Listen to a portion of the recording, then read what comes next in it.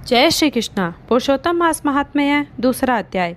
नारद मुनि का भगवान नारायण से परोपकार के लिए प्रश्न करना। सूची बोले, हे ऋषियों, मैं श्री सुखदेव जी के मुख से राजा परीक्षित को श्रीमद् भागवत की परम मोक्ष देने वाली कथा को सुनकर और राजा की मोक्ष प्राप्ति को देखकर उनकी कृपा से यहाँ आया हूँ, जहाँ आप सब दीक्षित ब्राह्मणों के धर्म यज्ञ कार्य में प्रयत्नशील हुए लोगों का दर्शन कर कृतार्थ हो गया हूँ।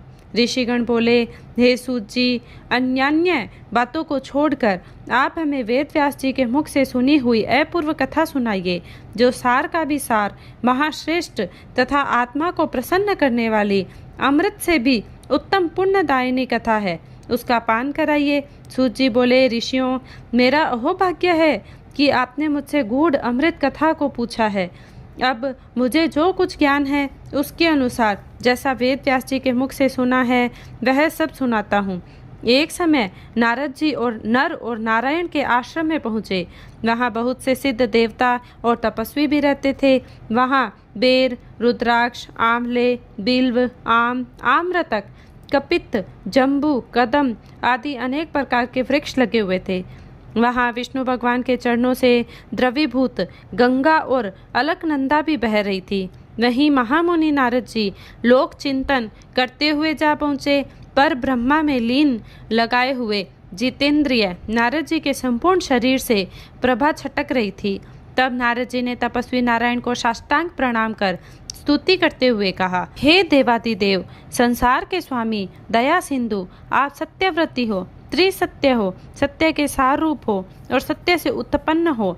हे सत्य योने, आपको नमस्कार है। मैं आपकी शरण में आया हूँ। आपका यह तप संसार को शिक्षा देने वाला तथा मर्यादा को रखने वाला है। यदि आप तपस्या न करें तो पुण्यात्मा और पापियों से व्याप्त यह पृथ्वी कलयुग में जैसे एक व्यक्ति के पाप करने से रसातल को चली जाती है, वैसे ही एक व्यक्ति के पुण्य करने से तर जाती है। यह आपका पुण्य प्रभाव ही है जिसके बल पर यह पृथ्वी टिकी हुई है। पहले सतयुग आदि में जैसे एक व्यक्ति पापाचरण करता था तो सभी व्यक्ति पापी हो जाते थे, परंतु कलयुग में केवल कर्ता ही पुण्य और पाप का भागी होता है। यह सब आपके तप का प्रभाव है। हे भगवान, कलयुग में सब प्राणियों के मन विषय भोगों में आसक्त है। अतः स्त्री पुत्र आदि के मोह में फंसे हुए प्राणियों का हित करने वाला और जिससे मेरा भी हित हो, कोई ऐसा उपाय मुझे बतलाइए, क्योंकि मैं आपके मुखारविंद से कुछ सुनने की इच्छा से ब्रह्मलोक से यहाँ आया हूँ। वेद भी बताते हैं कि भगवान विष्णु उपकार के प्रेमी हैं, इसलिए संसार के उपकार के लिए उस सार रूपी कथा को कहिए जिसके सुनने मात्र से ही जीव निर्भय पद को प्राप्त हो। नारद जी के वचन सुनकर ऋषि नारायण मुस्कुराते हुए संसार को पवित्र करने वाली उत्तम कथा को कहने लगे। हे नारद, तुम ब्रज गोपियों के मुख रूपी कमल के लिए भ्रमर तुल्य रसिक शिरोमणि राशेश्वर भगवान श्री कृष्ण चंद्र वृंदावन बिहारी की पुण्यमयी कथा को सुनिए। हे वत्स, जो संसार की पल भर में रचना करने में समर्थ है, उनके कामों का वर्णन कोई नहीं कर सकता। इस संसार के सार रूप भगवान के अगम्य चित्र को तुम भी भली भांति जानते हो। जो वाणी से भी परे हैं, तो भी मैं तुम्हारे सामने पुरुषोत्तम भगवान के दारिद्र्य और विधव्य को दूर करने वाले, उत्तम कीर्ति और पुत्र तथा मोक्ष के देने वाले अद्भुत महात्म्य को वर्णन करता हूँ। नारद जी बोले, हे भगवान, यह पुरुषोत्तम नाम के कौन से देवता है, उनका क्या महात्म्य है, यह सब मुझे विस्तार से बताइए। सूत जी बोले, श्री नारायण नारद जी के इन वचनों को सुनकर एक घड़ी के लिए मन एकाग्र कर पुरुषोत्तम देवता का परिचय देते हुए बोले, पुरुषोत्तम नाम एक मास का नाम है जिसके स्वामी कृपा सिंधु भगवान पुरुषोत्तम ही है, इसलिए इसको ऋषि लोग पुरुषोत्तम मास कहते हैं। इसका व्रत करने से पुरुषोत्तम भगवान प्रसन्न होते हैं। नारद जी बोले, मैंने पृथक पृथक स्वामियों सहित चैत्र, बैशाख आदि मास तो सुने हैं, किंतु हे नाथ, पुरुषोत्तम मास कभी नहीं सुना। यह पुरुषोत्तम मास कौन सा मास है जिसके स्वामी दया सिंधु पुरुषोत्तम कैसे हुए, सो मुझे कृपा करके बताइए।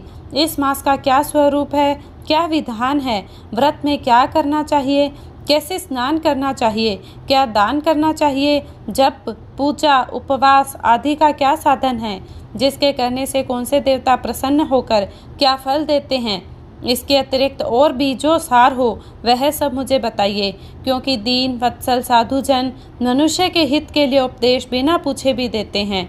इस पृथ्वी पर जो लोग दूसरों के भाग्य के सहारे चलते हैं वे दरिद्री, दुखी, रोगी होते हैं और पुत्र की इच्छा करने वाले होते हैं, जिनमें कोई जड़, गूंगे, घमंडी, मूर्ख, कुचाली, नास्तिक, लंपट, नीच, अति, वृद्ध, पराई नौकरी करने वाले, निराश, मनोरथ पूर्ण न होने वाले, पराक्रमहीन, कुरूप, रोगी, कुष्ठी, अंगहीन, अंधे आदि होते हैं, तथा कोई इष्ट मित्र वियोगी, कोई स्त्री पुत्र आदि से दुखी, कोई माता पिता से हीन, कोई सुख दुख से ग्रसित, कोई दुर्बल तो कोई मन वांछित वस्तु से रहित है। हे भगवान, ऐसे मनुष्य कुछ पुण्य करके, सुनकर तथा पढ़कर और आचरण करके इन कष्टों से छूट जाए, ऐसा कोई सरल उपाय बताइए। विधवापन, बांझपन, लूले लंगड़े, मानसिक कष्ट, रक्त पित्त रोग, मृगी, क्षय रोग, बगंदर, बवासीर, पथरी, सग्रहणी, खुजली आदि रोगों से ग्रसित और अन्य विविध दोषों में लोगों को देखकर मैं बड़ा दुखी हूँ। इसलिए हे कृपा सिंधु, आप मेरे ऊपर कृपा कीजिए और मेरे अंतःकरण की शांति के लिए हे सर्वज्ञ, सब तत्वों के ज्ञाता, कोई लोक कल्याण का उपाय भली भांति समझा कर कहिए। सूत जी बोले, नारद जी के संसार के हित करने वाले प्रश्नों को सुनकर देवादिदेव श्री नारायण चंद्रमा के समान शांति देने वाले मधुर शब्द कहते हुए बोले, जय श्री कृष्ण।